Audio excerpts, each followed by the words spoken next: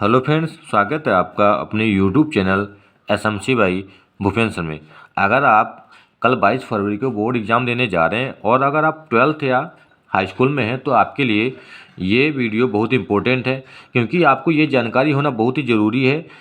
बहुत से बच्चे क्या होता है, बहुत सी गलती कर देते हैं जिससे कि उनका रिजल्ट ख़राब हो जाता है और कभी कभी उनका रिजल्ट रोक भी लिया जाता है कि आपको बहुत सी जानकारी आपको पता नहीं हो तो मार्क गलत फिल हो जाती है आपकी, या बहुत से ऐसे पेन जो हैं वो यूज़ नहीं करने होते हैं, वो अलाउ नहीं होते बोर्ड में, फिर भी आप लोग यूज़ करते हैं। तो ये आपको पता होना चाहिए और आपके मार्क्स कम हो जाते हैं तो ये सब जानकारी आपको पता होनी चाहिए। सबसे पहला पॉइंट दिया है कि लाल या हरा रंग या नारंगी रंग का पेन, गुलाबी या पीला, ये सारे पेन जो हैं वो आपको इस प्रकार के पेन यूज नहीं करने हैं।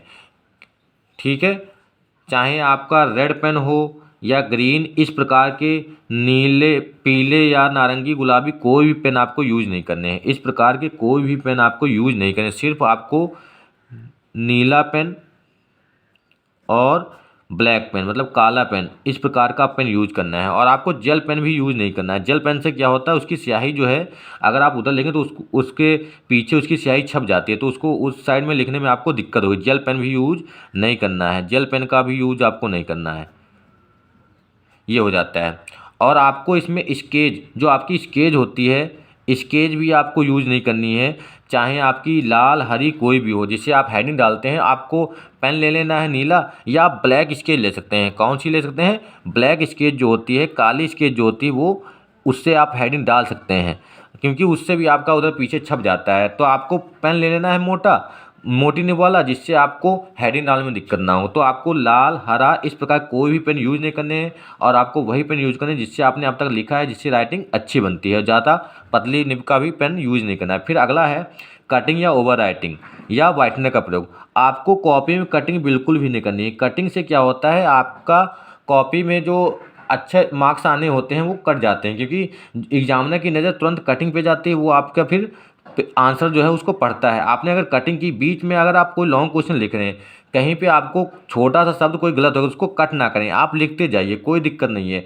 अगर आपने वहाँ पे ऐसे कटिंग कर दी तो एग्जामिनर की तुरंत नज़र वहाँ पे पहुँचेगी, फिर आपका वो आंसर जो है वो पढ़ने की कोशिश करेगा। तो आप कटिंग नहीं करेंगे, ना तो ओवर राइटिंग करेंगे।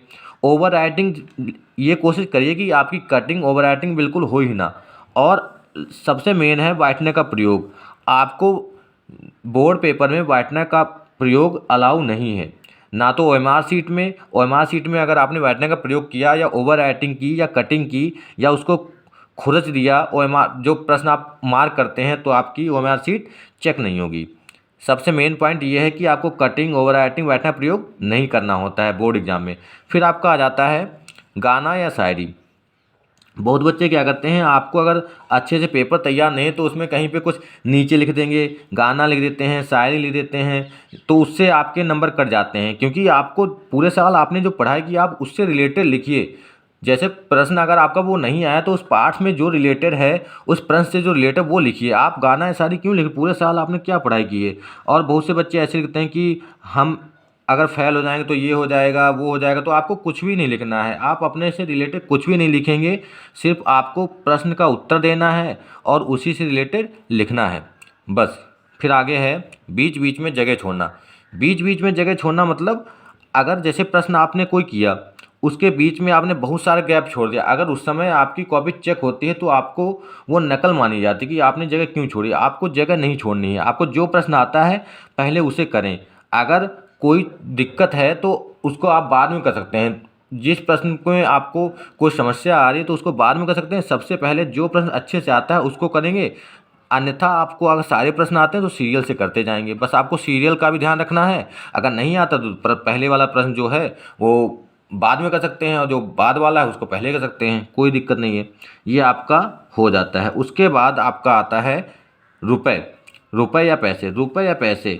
बहुत बच्चों के मन में डाउट ये होता है कि क्या रुपए या पैसे रखने से हमारे नंबर अच्छे आते हैं, हम पास हो जाएंगे?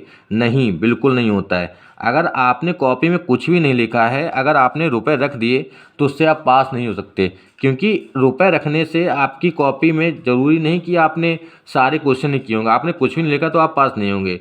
तो आपको रुपए नहीं रखने हैं, आपको जितना आता है उतना लिखेंगे और पूरा पेपर सॉल्व करने की कोशिश करेंगे। आपको ये 5-6 पॉइंट थे जो आपको ध्यान रखने हैं और अपनी तैयारी को अच्छे से करना है, क्योंकि आपका एग्ज़ाम जो है वो कल है और हिंदी में आपका सिलेक्टेड चीज़ें ही पूछता है और इतने इंपॉर्टेंट सारे टॉपिक पढ़ लेने हैं, उन्हीं में से आपका हर बार पूछा जाता है।